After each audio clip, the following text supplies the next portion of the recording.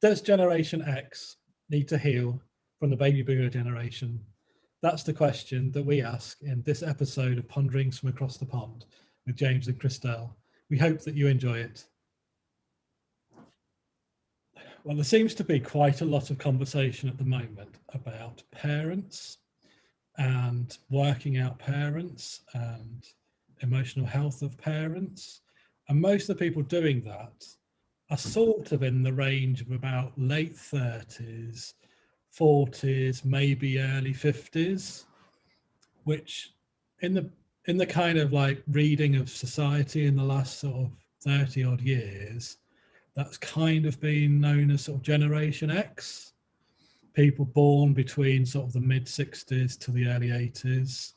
And with the baby boomers are the people who were traditionally said to be born literally just after the Second World War in the UK, but Second World War, so 1945 through to 66 or so. And for many people currently in their 40s and 50s, that includes their parents. So I guess I was wondering, like, is this, do we think there's a kind of a very generational thing going on? And even like the conversations are in the UK. Do you think there's a similar thing in the US for you, Christelle? But maybe you just wanted a conversation about what our generation has to do, and even what we've noticed and observed, and what might be happening. So really, it's just a conversation about maybe generational differences, or being a Generation X going through midlife and seeing their parents differently, that kind of thing. So have you got some thoughts, Christelle? And then I'll come back in. I have a lot, and I'm not sure which way to go with this. Right. I have a lot of thoughts on this. One thing that you and I have discussed, and one thought I have that seems to be different a bit in our culture over here, and I can only speak from the culture in which I was raised.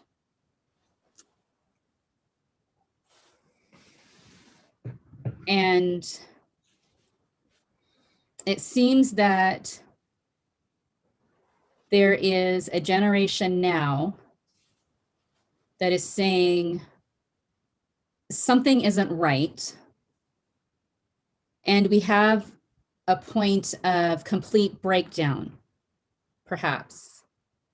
And we have a choice to not change or to change. And it seems like there are more people than I can remember in the past that are saying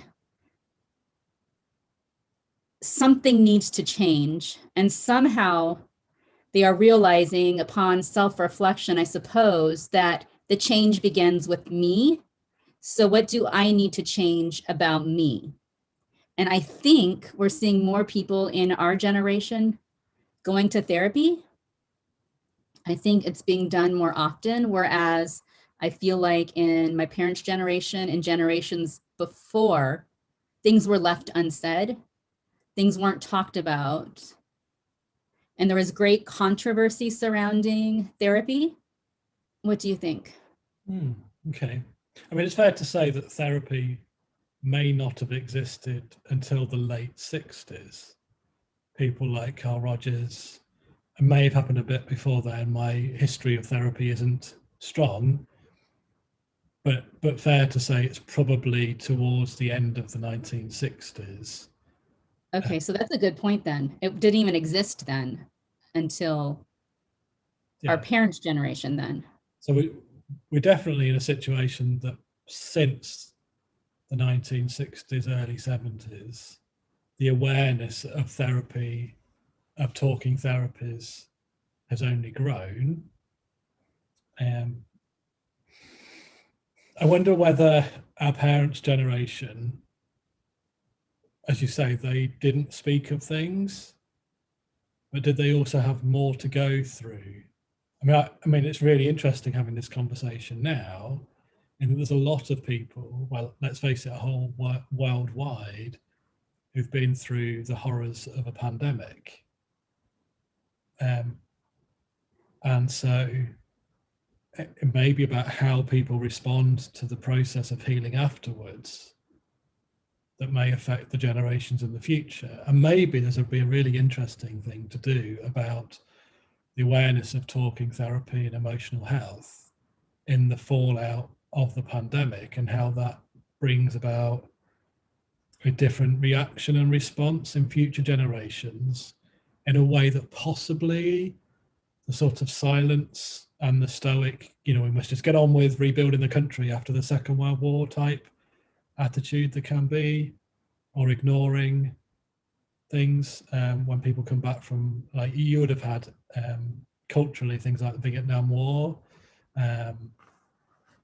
and that the kind of our veterans were emotionally neglected when they came back. They didn't have the emotional support that they desperately needed. They had no one to talk to about it. Yeah.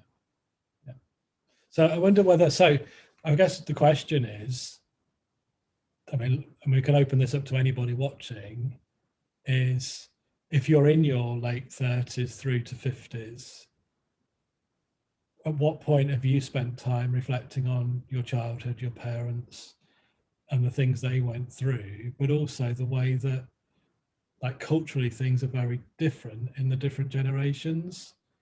And we're just wondering, really, because we just know of so many people, as we've started doing therapy ourselves, as we've started writing about it, as we've started reading books. I mean, the fact that, I'll show them up to the camera, the fact that there's books like this that are available, and even things like this that are available, means that there's enough literature, enough case studies that people can write about situations of parents because of emotional immaturity or things like narcissism and self-obsession and things like that, that seem to be quite common conversations.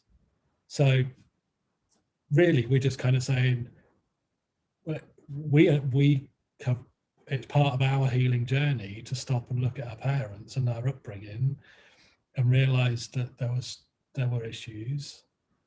What about anyone watching this or listening to this? And I wonder,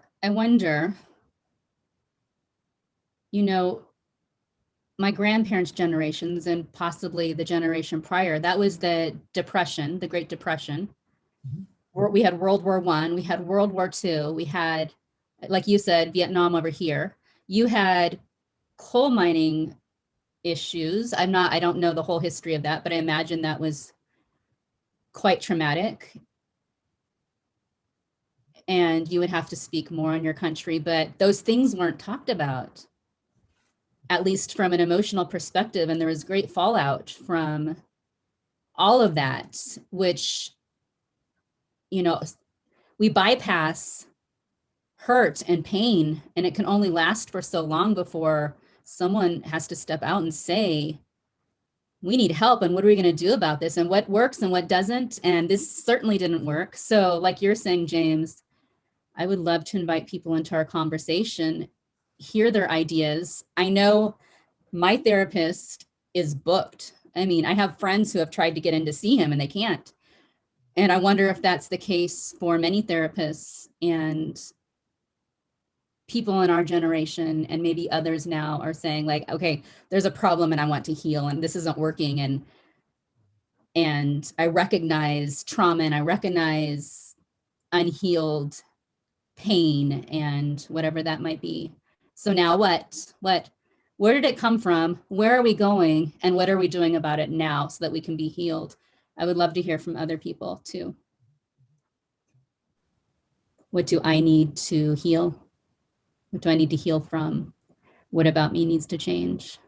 This episode, we started with a conversation about generational trauma or generational healing, because what we had noticed is so many people who are around about our age who are dealing with things with their parents.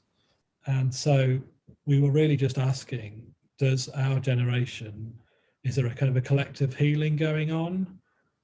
Today, we asked a lot of important questions that might lead to growth and healing, and begin a conversation with where we want to be as a healed generation. We'd love to hear your perspective as well. Please subscribe, like, comment, share with your friends, invite others into the conversation. We'll be back next week with something new. Bye for now.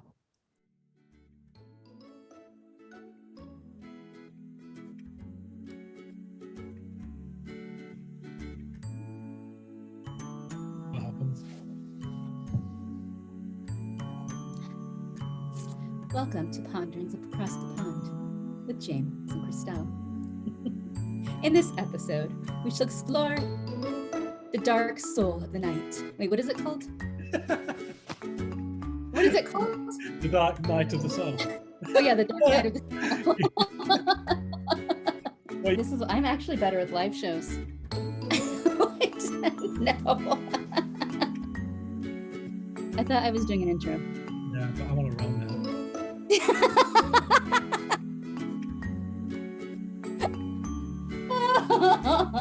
You're blooming. How dare I stop you from blooming? I was poised ready to speak, but I don't know what I'm going to say.